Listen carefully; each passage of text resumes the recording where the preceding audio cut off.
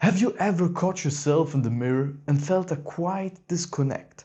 Like you're going through motions somebody else wrote for you? You might feel like the real you is still out there, waiting to be found. Well, here's the twist.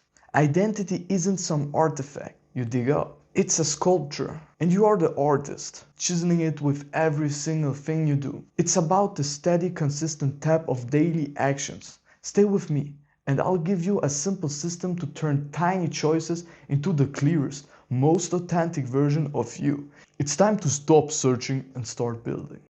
Think of it this way. Every action you take is an invisible vote for the kind of person you are becoming. Skip the gym? You cast a ballot for I'm not disciplined? Send a kind text to a friend? You just voted for I'm caring. These aren't just random acts, they're tiny affirmations of self. As the philosopher Aristotle said, we are what we repeatedly do. Your brain tallies these votes, whether you're consciously watching or not. After enough of these micro decisions pile up, a label sticks. I'm lazy. I'm creative. I'm reliable. That label isn't handed down by fate. It's a self-assigned, forged by your own consistent actions. The good news, you can stuff the ballot box whenever you want. You can start casting votes for the person you aspire to be right now. Why finding yourself is a trap.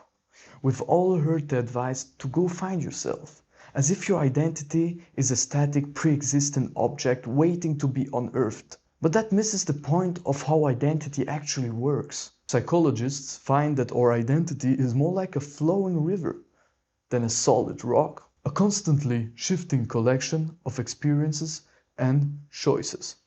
If identity were fixed, you'd still be the teenager who thought that haircut was a good idea.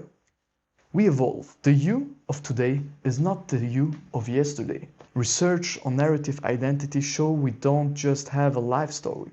We actively create it by acting, making choices, and then explaining why we did what we did.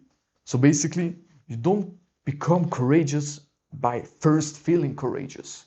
You become courageous by acting courageously. So stop asking, who am I? And start asking, who am I voting to become with this next action?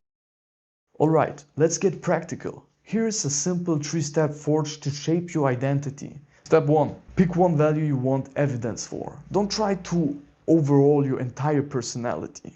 Just choose one quality you want to embody. Maybe it's discipline or patient. This is the identity you're building towards. Step 2. Shrink the evidence to a 2-minute behavior. We often fail because our ambitions are too big. Ask yourself, what's the tiniest possible actions that provides evidence for my chosen value? For I'm disciplined, it could be 10 push-ups. The key is it must be so small you can't say no. This isn't about outcome, it's about casting the vote. Step 3. Change that action to something you already do daily. This is called habit stacking. Attach your new 2-minute behavior to an existing rock-solid habit.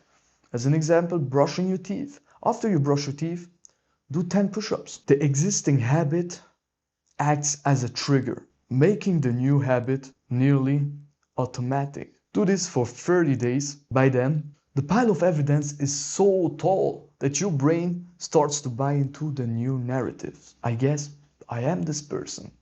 This isn't faking it till you make it. It's doing it until you become it.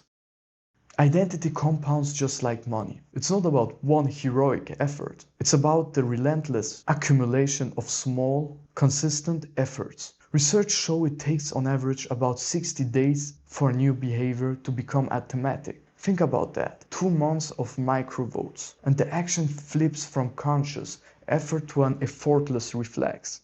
The reflex becomes an ingrained part of you. You don't try to be disciplined, you are disciplined because you just do the disciplined thing without thinking. So skip the dramatic overhauls, focus on casting consistent, tiny votes and trust the compounding effect. Those small actions repeated over time will sculpt an identity that's authentically yours. Failure is just data, not a verdict. Let's be real. you're going to miss a vote. You'll skip that 2-minute action. It's not a big deal. One missed vote doesn't invalidate the entire election. What matters is the ratio. One skipped gym session in 30 doesn't make you unathletic. But one skipped session in 3?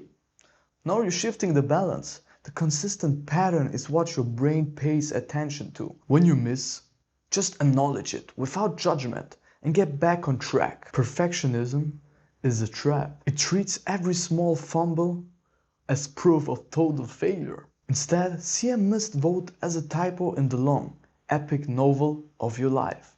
You fix it and keep writing. Consistency beats perfection every single time. If these frameworks resonate with you, hit that like button. It tells the algorithm that you value useful content like this, and I'd love for you to take the first step right now. Drop a comment below and tell us the one identity you're committing to build. Your words might just inspire someone else. And if you're ready for more mental health tricks, you can subscribe. I'll see you in the next video.